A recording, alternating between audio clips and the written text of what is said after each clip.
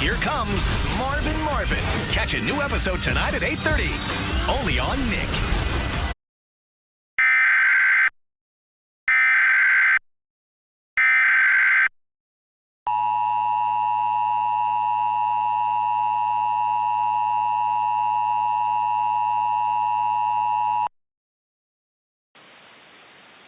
Local area emergency. The following message is transmitted at the request of the Kanawha Metro 911. There is a multi-vehicle accident on Interstate 64, westbound on the Dunbar-South Charleston Bridge. This was due to ice. The westbound lanes of the bridge were shut down.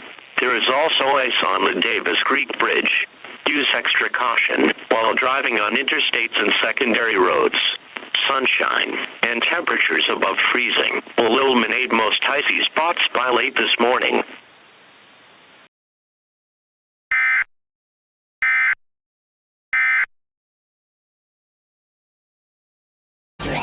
Barbie dream